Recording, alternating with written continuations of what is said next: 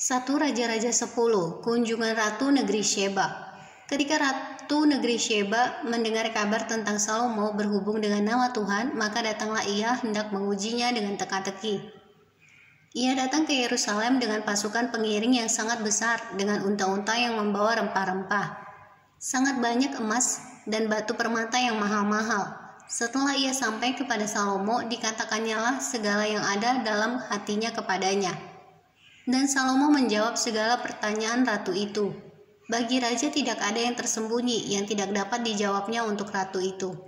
Ketika Ratu Negeri Sheba melihat segala hikmat Salomo dan rumah yang telah didirikannya, makanan di mejanya, cara duduk pegawai-pegawainya, cara pelayan-pelayannya melayani dan berpakaian, minumannya dan korban bakaran yang biasa dipersembahkannya di rumah Tuhan, maka tercenganglah ratu itu.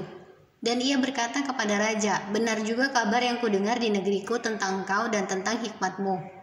Tetapi aku tidak percaya perkataan-perkataan itu sampai aku datang dan melihatnya dengan mataku sendiri. Sungguh setengahnya pun belum diberitahukan kepadaku dalam hal hikmat dan kemakmuran. Engkau melebihi kabar yang kudengar. Berbahagialah para istrimu, berbahagialah para pegawaimu ini yang selalu melayani engkau dan menyaksikan hikmatmu. Terpujilah Tuhan Allahmu yang telah berkenan kepadamu sedemikian, hingga ia mendudukkan engkau di atas tahta kerajaan Israel. Karena Tuhan mengasihi orang Israel untuk selama-lamanya, maka ia telah mengangkat engkau menjadi raja untuk melakukan keadilan dan kebenaran." Lalu diberikannya kepada raja 120 talenta emas, dan sangat banyak rempah-rempah dan batu permata yang mahal-mahal. Tidak pernah datang lagi begitu banyak rempah-rempah seperti yang diberikan Ratu Negeri Sheba kepada Raja Salomo itu. Lagi pula kapal-kapal Hiram yang mengangkut emas dari Ofir membawa dari Ofir sangat banyak kayu cendana dan batu permata yang mahal-mahal.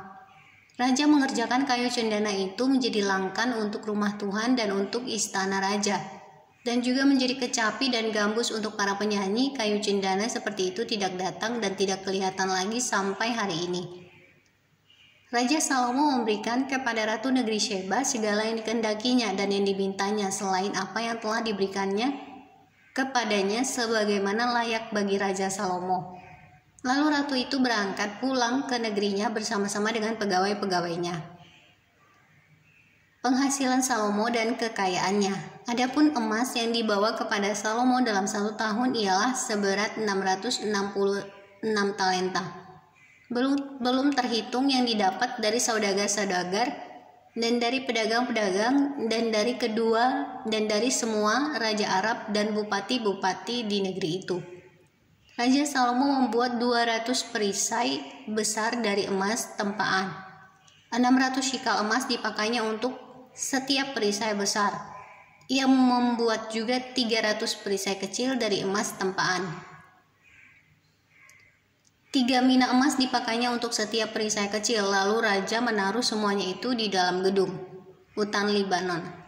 Juga raja membuat tahta besar dari gading yang disalutnya dengan emas tua.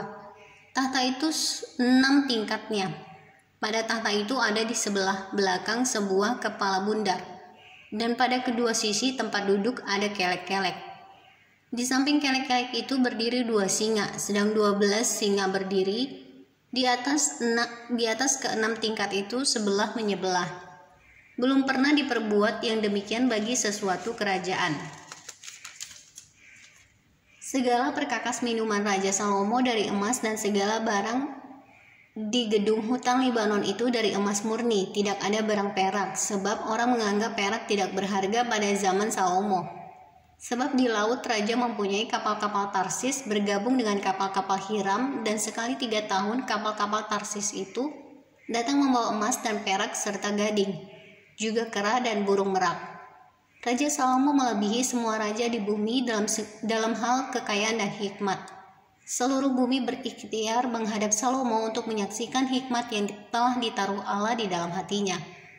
Mereka datang masing-masing membawa persembahannya, yakni barang-barang perak dan barang-barang emas, pakaian, senjata, rempah-rempah, kuda dan bagal. Dan begitulah tahun demi tahun.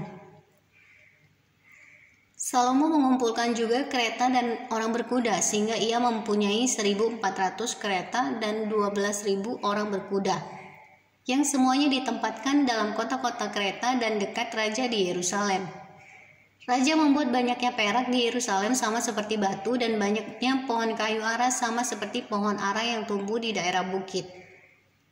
Kuda untuk Salomo didatangkan dari Misraim dan dari Kewe. Saudagar-saudagar raja membelinya dari Kewe dengan harga pasar.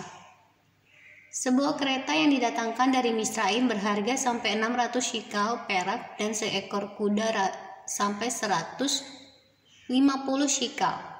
Dan begitu juga melalui mereka dikeluarkan semuanya itu kepada semua raja orang Het dan kepada raja-raja Aram.